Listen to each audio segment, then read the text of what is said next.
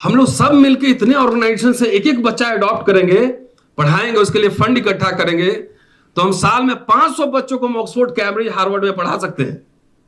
नहीं पढ़ा सकते हैं? इसमें कोई बहस है समाज में? और जो स्वाभिमान के साथ नौकरी करता है ना, उसको कीमत चुकाना पड़ता है, जैसे हम लोग चुका रहे हैं, लड़ रहे हैं। लड़ाई होगी, देखा जाएगा। बाकी जितने नौकरी पेशा लोग बैठे हुए हैं, बता दे कि उनको स्वाभिमान और अपने तरीके से काम करने की इजाजत कभी ऑफिस में मिली? बाबा साहब ने एक लाइन भी कहीं कहा हो कि हम सरकार बनाएंगे तब हम अस्पृश्यों के हित की रक्षा करेंगे? एक लाइन कोई बता दे, मैं नौकरी रिजाइन कर दूंगा। हमारे मिडिल क्लास में इतना जहर भर दिया है, इतना मंद बुद्धि कर दिया है, आंख कान सब कुछ बंद कर दिया है कि उसको कुछ दिखता ही नहीं, और उनके बच्चों को तो और दिक्कत हो रही है। तुम मुझे पैसा दो, मैं तुम्हें भाषण दूंगा। और वो मिशन मूवमेंट चला पिछले 40-50 साल में। ये गालीबाजों की फौज भी है, और सूरजपाल जाटव बाबा भी आ गए उधर।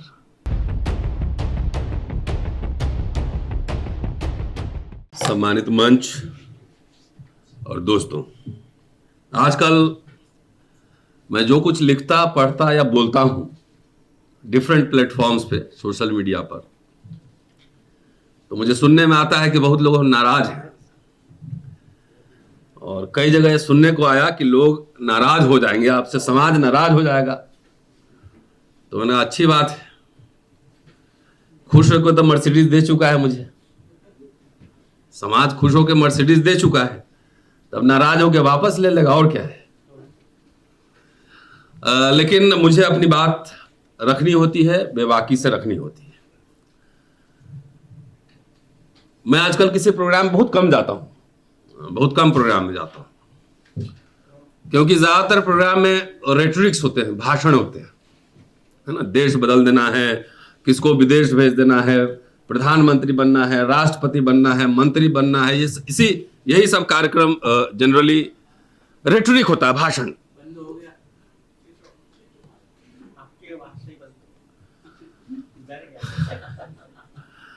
लेकिन मैं आपको बधाई देना चाहता हूं कि मैं तो बहुत सीरियस होकर नहीं आया था यहां पर, कि मुझे पता नहीं है किस तरह की बातचीत होगी, क्योंकि हमारे समाज में हम 90-100% अभी नहीं कह रहे हैं, हम दलित समाज को ही कह रहे हैं कि serious academic discourse, serious academics नहीं होता है, भाषण खूब होते हैं। और इसकी वजह यह है कि हमारा समाज यह समझता है कि सोचने में, लिखने में, एकेडमिक बात कहने में कोई पैसा थोड़ी लगता है, तो फ्री में ऐसे ही बोल सकते हैं। तो इसलिए रिसर्च और डेवलपमेंट पर कोई अटेंशन नहीं है, कोई ध्यान नहीं है। और इसकी वजह यह है, इसका कारण, इसका फल यह हुआ कि हमने गालीबाजों की एक फौज भी खड़ी कर दी है।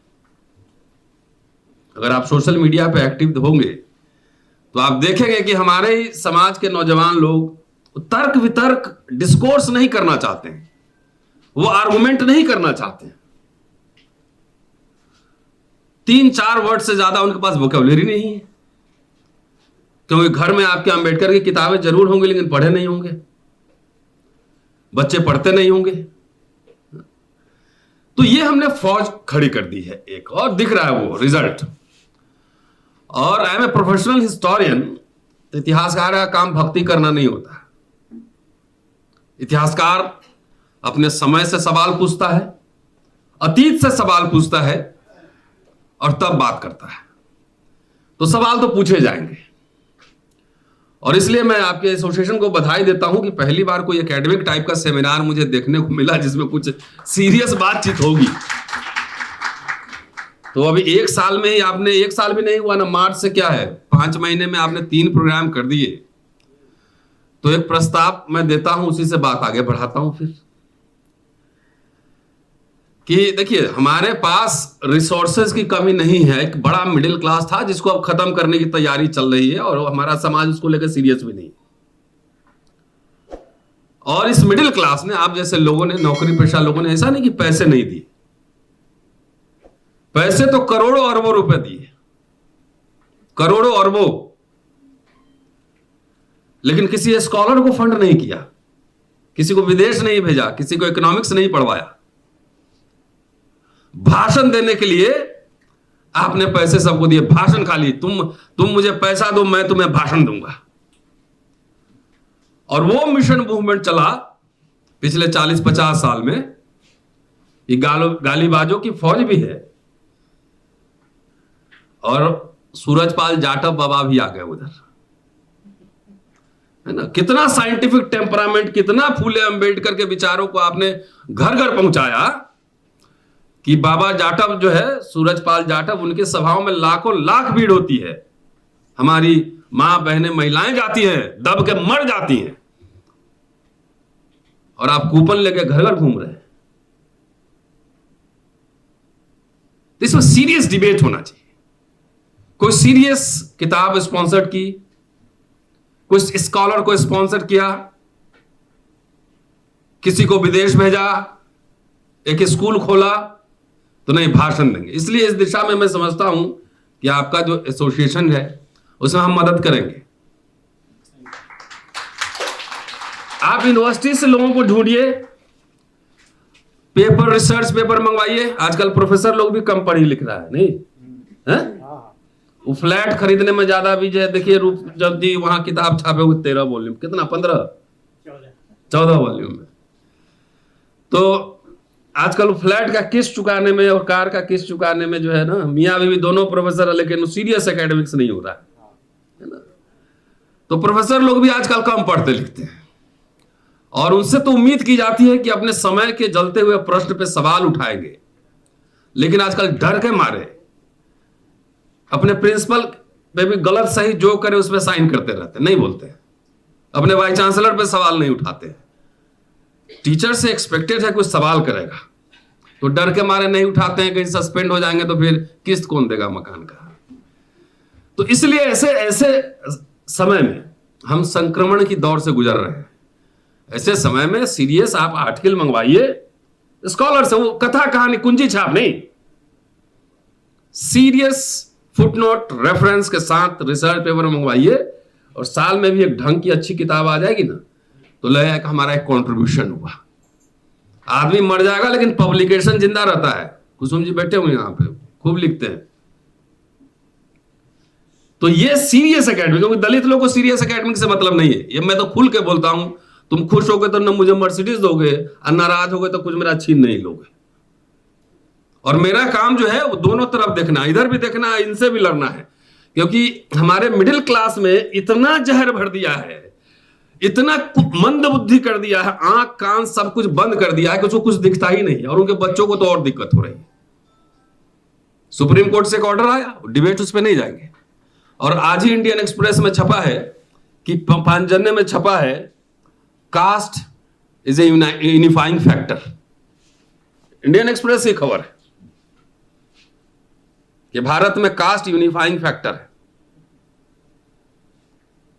इसमें मैं कुछ बोल दूंगा तो फिर भावना आहत हो जाएगी, तो फिलहाल इस पर डिबेट बाद में करेंगे। एक सीरियस एकेडमिक डिस्कोर्स होना चाहिए। बाबा साहब को क्या हमने पढ़ा? Baba Saheb basically he was scholar par excellence. खाली लीडर थोड़े ही थे, वो खाली पॉलिटिशियन थोड़े ही थे। तो इसलिए एक प्रस्ताव और है मेरा, समाज पैसे दे देता है, लेकिन फ्रॉड लोग पैसा लेके सब भाग गया, सब आपको झूठे ख्वाब दिखवा रहा है। फंड इकट्ठा कीजिए, कम से कम कुछ नहीं, वो साल में 1-2 बच्चों को, जो गरीब बच्चा है उसको कहीं से फंड नहीं मिल रहा है, तो हायर स्टडीज के लिए ऑक्सफोर्ड कैम्ब्रिज भेजिए, दे देगा पैसा समाज। हमने 3 बच्चों को स्पॉन्सर किया, एक लंदन, एक जर्मनी, एक कलकत्ता में बच्ची पढ़ रही है। अपने लिए नहीं मांगा ना, अकाउंट नंबर सीधा इसका इसमें डालो। तो ये सब फंडामेंटल काम है जिस पे हमारी कोई नजर नहीं है। जो आपने विषय रखा है, मुझे पता नहीं था कि क्या विषय पर बोलना है, मुझे लगा सेशन में अलग अलग होगा। और मैं एक्सपर्टीज नहीं हूं नाग डायनेस्टी का, क्योंकि मेरा पीएचडी कुछ ऐसा है कि उसमें हिंदी लिटरेचर भी आ गया, हिस्ट्री भी आ गया, इंस्टीट्यूशंस भी आ गया, सब कुछ आ गया। तो मेरा पीएचडी केपी जायसवाल के ऊपर है, लेकिन उन्होंने नागों के ऊपर लिखा था, थोड़ा बहुत मुझे याद आ रहा है, क्योंकि अब बहुत दिन हो गया किताब छपे हुए। तो नागों के बारे में उन्होंने लिखा है कि ये कुषाण डायनेस्टी के बाद गुप्ता पीरियड के बीच में यह एक तरह से हिंदू के रक्षक थे, हिंदू के ब्रांड एम्बेसडर थे, नाग और फिर भारशिव। लेकिन बाबा साहब का इंटरप्रिटेशन अलग है। बाबा साहब उसको बुद्धिस्ट कह रहे हैं। और मैं ढूंढ रहा था कि कहां कहां, तो एक तो आपका रेफरेंस हुवर्दी शुद्राज में है, जब वो धर्मांतरण के लिए जब उन्होंने, पहले तो बंबई में होना था, लेकिन बाद में हुआ कि नागपुर में धर्मांतरण किया जाए। अभी एक्चुअली एक किताब पे काम कर रहा हूं, इसलिए दिमाग उसमें भी लगा हुआ है। बाबा साहब के पूरे पब्लिक स्पीचेस ऑन कन्वर्जन कि पब्लिक, एक तो थ्योरेटिकल राइटिंग है उनका, और एक है लोगों से संवाद कर रहे हैं, अपने अस्पृश्य लोगों से संवाद कर रहे हैं। तो जैसे हुवर्दी शुद्राज एकेडमिक राइटिंग है, नागों पे उन्होंने बात की, एकेडमिक राइटिंग है। तो घाल मिल करके मत देखिए, उनके मल्टी डायमेंशनल पर्सनालिटी को आपको अलग अलग तरीके से देखना पड़ेगा। हमारे लोगों को उनका पॉलिटिकल कैरेक्टर खाली सूट करता है, वो भी आधा अधूरा। बाबा साहब ने कभी ये क्लेम किया, मुझे एक लाइन कहीं कोई दिखा दे, आपने तो 14 वॉल्यूम निकाला है, कि बाबा साहब ने एक लाइन भी कहीं कहा हो कि हम सरकार बनाएंगे तब हम अस्पृश्यों के हित की रक्षा करेंगे? एक लाइन कोई बता दे, मैं नौकरी रिजाइन कर दूंगा। कभी नहीं ऐसा दावा किया, यह अनुचित दावा ऐसा नहीं किया कभी। और उन्होंने क्या किया? स्ट्रगल, ट्रूथ स्ट्रगल, लड़ते भी थे, विराम करते थे, संवाद करते थे, ज्ञापन देते थे, चाहे ब्रिटिश गवर्नमेंट हो, चाहे जवाहरलाल नेहरू हो, डायलॉग, संवाद करते थे, ज्ञापन देते थे कि हमारे लोगों का ये डिमांड है, ये देखिए, जाके उनके मेमोरेंडम्स देखिए, उनके मैनिफेस्टोस देखिए, राज्य और अल्पसंख्यक, स्टेट एंड माइनॉरिटी, वो जाके देखिए। वो संवाद, डायलॉग करके जो राइट्स मिले हुए हैं कि आप सबको, वो कोई सरकार बना के नहीं दिए थे, वो दबाव बना के दिए थे, बार्गेन किए थे अंग्रेजों से भी और कांग्रेस गवर्नमेंट से भी। और आज ये मैं जानता हूं साजिश क्या है। साजिश ये है कि आपको अनरियल, बहुत सारे फ्रेज जो है ना, एक लाइन हमारा दलित भाई लोग बोलता है, वो सब संघी स्कूल ऑफ थॉट में बनता है और आपको पकड़ा दिया जाता है और आप एक बिना सोचे समझे बोलता रहता है। Once the constitution was adopted, the question of citizenship was over. नहीं है? आर्य अनार्य तो बाबा साहब लिखे, तो कहां उसमें किसको लिखे कि हम उसको बाहर भेज देंगे, यूरेश क्या भेज देंगे? कहीं पढ़ा है? वो एकेडमिक राइटिंग था समझने के लिए। उन्होंने कहा कि हम ब्राह्मणों को विदेश भेज देंगे,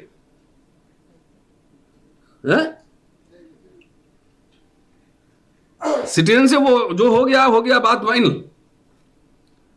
तो आपकी सारी एनर्जी जी सब फालतू के डिबेट में जा रही है।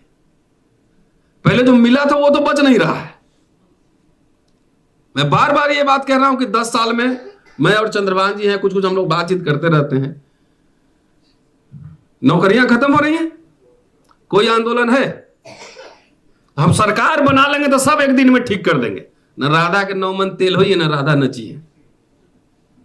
अनरियलिस्टिक ड्रीम से हमारा काम यह है कि आपको आंख खोल के सपने देखिए, आंख खोलिए, पहले जितना है उसको रिटेन करिए, बचाइए। बाबा साहब ने मूर्तियों की खेती नहीं की थी, ये भी सुन लीजिए। वो तो बुद्धा और फूले कबीर को मानते थे, तो चंदा किस चीज के लिए मांगते थे पता है? जनता पर चलाने के लिए, इमारत फंड, इमारत बनवाने के लिए, कि हमारे लोगों को बैठने का कोई जगह नहीं है, तो इसलिए बैठने का एक ऑफिस हो, एक जगह हो। उसके लिए इमारत फंड 14 साल इकट्ठा किया, 2.25 लाख रुपया, जिसमें से 1,11,000 के आसपास उनके सवर्ण मित्रों ने भी दिया था। मतलब आपको ऐसा घुट्टी पिलाया गया है कि आप हर समय अपने शत्रु तलाशते हैं। शत्रु, यही हम बाबा साहब की जयंती मनाते हैं और साहू जी की जयंती मनाते हैं। कभी मित्र नहीं तलाशते हैं, मित्र नहीं तलाशते, हर जगह शत्रु देखते हैं। और अब तो जो है ना आपस में एक दूसरे के खिलाफ खड़ा कर रहा है, तो साजिश पहले से तैयारी चल रही थी। मेरा आग्रह यह भी है, रिजर्वेशन बचाने के लिए लड़िए, लेकिन अपने बच्चों को जो टाई सूट वाले लोग हैं, इन नौकरी के फेरा से बाहर निकालिए। नौकरी के फेरा से बाहर निकालिए एंड मेक देम प्रोफेशनल्स। नहीं तो इतना नौकरी में देख के पागल हो जा। मेरे पास जितने लोग आते हैं कि बेटा बेटी को आईएएस बनवा दीजिए, तो बन के करोगे क्या? तो समाज की सेवा करेंगे। मतलब अपना सेवा कर लो उतने बहुत है, जिस दिन समाज की सेवा करने जाओगे उसी दिन सस्पेंड हो जाओगे। 60 साल तक नौकरी करना होता है, और जो स्वाभिमान के साथ नौकरी करता है ना, उसको कीमत चुकाना पड़ता है, जैसे हम लोग चुका रहे हैं। लड़ रहे हैं, लड़ाई होगी, देखा जाएगा। बाकी जितने नौकरी पेशा लोग बैठे हुए हैं, बता दे कि उनको स्वाभिमान और अपने तरीके से काम करने की इजाजत कभी ऑफिस में मिली? हर जगह सर पे एक डंडा लेके बैठा रहता है, हर सामने ह्यूमिलिएट करेगा। और आपका कोटे वाला कहते हैं। हाँ, कोटे वाला तो मोटा डंडा नहीं रखते हैं, मोटा डंडा साइड में रखिए, उनका भी मेरिट चेक करिए। आप उलट के जवाब नहीं देते, इसलिए उसका मन बढ़ता रहता है। हम लोग उलट के तुरंत जवाब देते हैं, इसलिए हम लोग को देख कर रास्ता बदल लेता है। तो इसलिए ये कह रहा हूं कि रिजर्वेशन का debate over a period of time, reservation ये सब खत्म होगा, इरिलेवेंट हो जाएगा। 50 नौकरी के लिए हमारे इतने बच्चे, लाखों बच्चे मुखर्जी नगर में वहां जाके बैठता है, 35 साल तक तैयारी करता रहता है। ये सरकार भी बड़ा अच्छा किया है कि इन मूर्खों को 40 साल तक नौकरी तैयारी करवाओ, और 40 साल तक नहीं होगा तो उसके बाद किसी काम का बचेगा ही नहीं। तो हमारा ह्यूमन रिसोर्स, ब्राइटेस्ट स्टूडेंट, मैं अपने सारे स्टूडेंट जो ब्राइट होते हैं उनको कहता हूं कि सब नौकरी फोकरी के चक्कर में नहीं पड़ना। जाओ 20 साल पढ़ाई करो, स्कॉलरशिप लो, कुछ काम करो। एक हिस्टोरियन को बनने में, एक स्कॉलर को बनने में 20 साल लगातार पढ़ाई करना होता है, ऐसे नहीं बनता है। तो यहां शॉर्टकट चाहिए, तुरंत हमारा बच्चा इंजीनियर हो जाए, डॉक्टर हो जाए, तुरंत शादी करके मलाई चापे, थोड़ा दहेज वहेज मिल जाए, इससे बाहर निकलिए। आपके लिए लड़ने वाला कोई अंबेडकर दूसरा नहीं आएगा, इसी में से निकालना होगा। अभी मैं कह रहा हूं तो इसलिए नहीं कह रहा हूं कि हम अपने लिए कुछ और, दूसरे के लिए कुछ और। मेरा बेटा भी विदेश जा रहा है, एमए कर रहे हैं, मुझे कुछ नहीं करना, 10 साल 15 साल पढ़ो अभी, है ना। ये ड्रीम में नहीं आएगा कि आपको नोबेल प्राइज चाहिए, तो ड्रीम में देखते इतना छोटा। अंबेडकर से यही सीखे थे। तो हमें अपने समाज किस दिशा में जा रहा है भाई, हम लोग सब मिलकर इतने ऑर्गेनाइजेशन से एक एक बच्चा अडॉप्ट करेंगे, पढ़ाएंगे, उसके लिए फंड इकट्ठा करेंगे, तो हम साल में 500 बच्चों को ऑक्सफोर्ड, कैम्ब्रिज, हार्वर्ड में पढ़ा सकते हैं। नहीं पढ़ा सकते हैं? इसमें कोई बहस है समाज में? सबसे बड़ी मूर्ति कनाडा में लग गई, सबसे बड़ी मूर्ति ऑस्ट्रेलिया में लग गई है? अभी मूर्ति में ही पड़े हुए हो।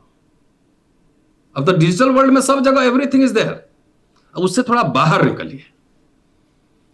कोई मूवमेंट है कि हर भाई रिजर्वेशन हटाओ ना यार, मेरे बच्चों के लिए इंग्लिश मीडियम उम्दा किस्म का स्कूल खोलो, हमारे टैक्स के पैसे से ही, हर जिले में। कुछ है मैनिफेस्टो एजेंडा? कोई एजेंडा नहीं। जवाहर नवोदय विद्यालय खुला तो उसमें हमारे भी बच्चे कुछ पढ़े कि नहीं पढ़े? हैं? नहीं।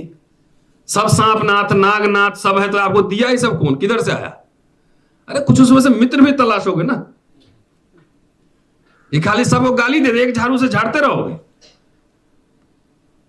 सो गांधी और पूना पैक्ट से डिबेट अभी आगे नहीं बढ़ा है,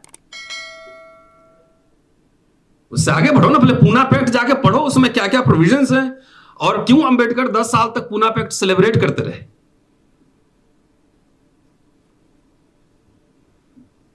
तो सावरकर और गोलवलकर नहीं दिख रहा है?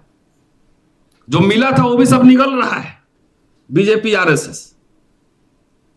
तो वो आपका मित्र है नहीं? अगर ये समझ है तो आई एम सॉरी। दलित समाज को अपने वर्ग मित्र और वर्ग शत्रुओं की पहचान करनी होगी। आप अकेले तो आप जो है ना 5 MP नहीं जितवा सकते हैं। ये ख्वाब पालना छोड़ दीजिए कि हम सरकार बना लेंगे। रियल वर्ल्ड में आइए, 5 MP नहीं जितवा सकते हैं जब तक कि आप कोलैबोरेशन नहीं करेंगे। Social collaboration, political collaboration. अगर आपका कोलैबोरेशन दक्षिणपंथी राजनीति की ओर जा रहा है तो आप पे सवाल करने का पूरा हमें हक है। 10 साल में कितने स्कूल, कॉलेज, यूनिवर्सिटी खुले हैं? कौन पूछेगा? कौन पूछेगा? 10 साल में कोई यूनिवर्सिटी, कॉलेज खुला है? कोई स्कूल खुला है? आपके आने वाले पूरी जनरेशन को निपट, कुपड़, अपड़ वो सब बनाने की तैयारी है। Education is the key. क्या लिखा हुआ है? शिक्षित रहो, शिक्षित बनो। बाबा साहब, आप पढ़ते, बाबा साहब ने पीपुल्स एजुकेशन सोसाइटी बनाया था। उसके लिए 12 लाख रुपया सरकार से लोन भी लिया था, ब्रिटिश गवर्नमेंट से। Siddharth college, Milind college, 28 degree college है ना, वो सब खोला गया। वो जानते थे कि एजुकेशन का क्या इंपॉर्टेंस है। बहिष्कृत हितकारिणी सभा, जब गोलमेज सम्मेलन में गए तो जितने वहां राजा महाराजा गए थे उनसे चंदा भी लिया, उनके खिलाफ बोले भी, और 1350 पाउंड वो चंदा भी लिया कि भाई हमें बहिष्कृत बच्चों के लिए हॉस्टल खोलना है।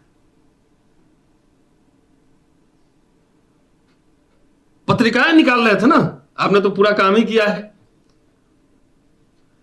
तो वो पूरा जो डिबेट है मूल निवासी और तमाम आर्य, अनार्य, नाग, वो तो उसी भाषण में क्या है, मैं वो ढूंढ के लाया था। अब तो टाइम हो रहा होगा कि नागपुर को उन्होंने क्यों चुना।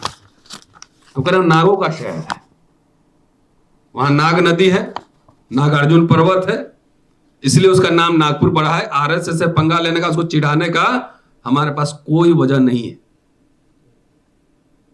तो ये सब हो गया भाषण, लेकिन उनका रियल फोकस कहां पे है?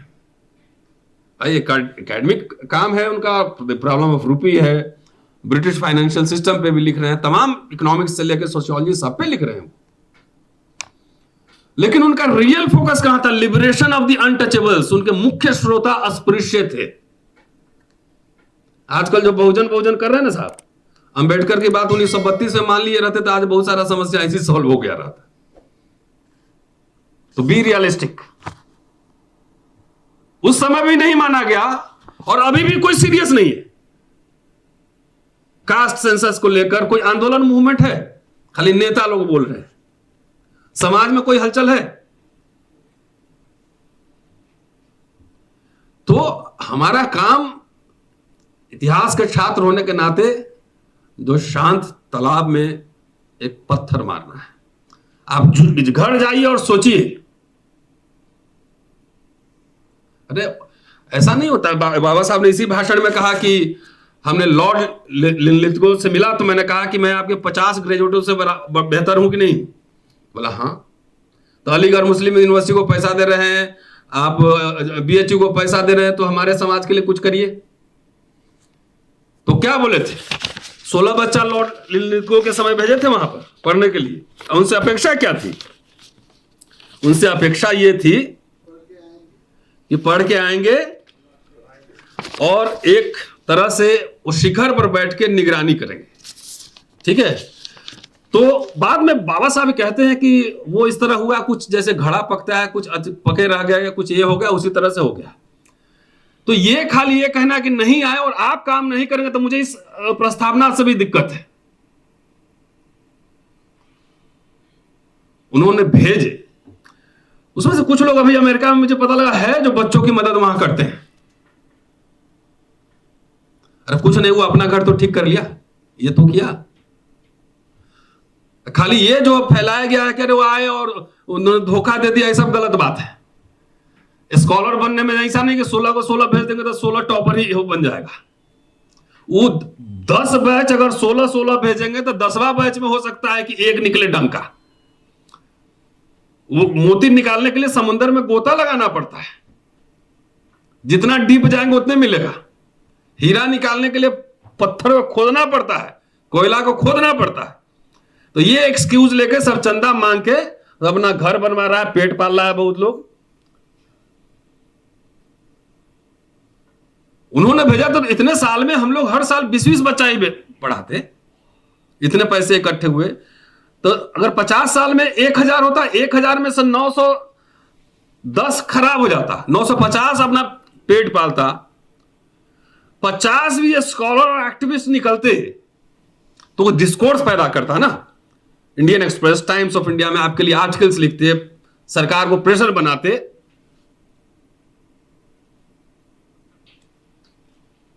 रियल जहां पे काम होना है, खाली भाषणबाजी। अब बहुत संगठन वाले लोग भाषण करते हैं कि ब्राह्मण को विदेश भेज देंगे, तो आपको गुदगुदी लगता है कि आप लोग मठ के पुजारी तो हम ही बनने वाले हैं। अभी क्रीमी लेयर आ गया है ना, क्रीमी लेयर।